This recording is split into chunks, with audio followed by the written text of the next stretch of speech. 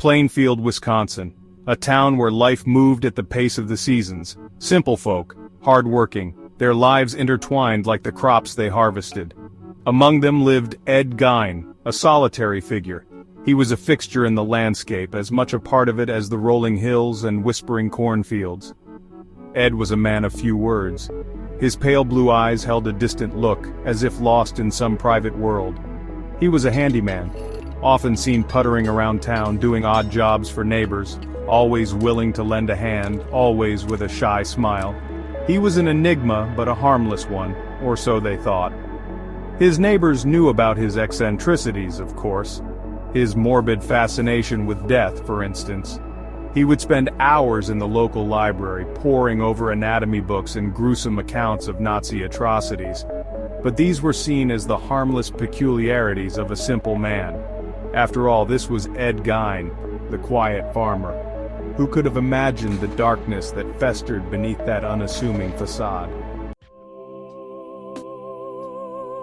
To understand Ed, one had to understand Augusta, his mother.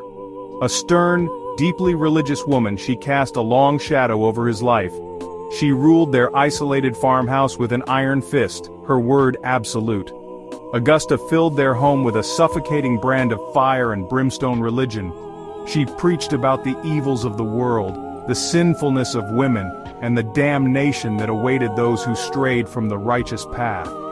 Ed, timid and withdrawn, became an eager disciple. He idolized his mother, clinging to her every word. Even as a grown man, he remained utterly dependent on her, his will entirely subsumed by hers. When Augusta died, it left a void in Ed's life that was impossible to fill. The anchor that had tethered him to reality was gone. He was adrift in a world that suddenly seemed too bright, too loud, too overwhelming.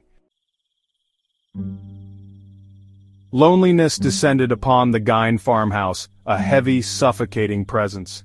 Ed roamed the empty rooms, the silence deafening. He began to talk to himself, his voice a low murmur. His obsession with death, once a morbid curiosity, took a sinister turn.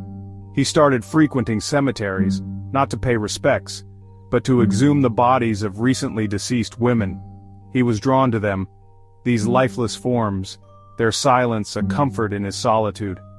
At night, under the pale glow of an oil lamp, he would dissect the bodies, skinning them, preserving their bones.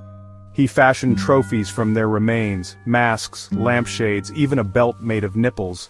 The line between reality and his dark fantasies blurred. He was no longer the harmless eccentric. He was transforming into something monstrous, a creature driven by urges he couldn't comprehend, couldn't control. Strange stories began to circulate around Plainfield. A farmer swore he saw a flickering light in the Gein house late one night, accompanied by the stench of burning flesh.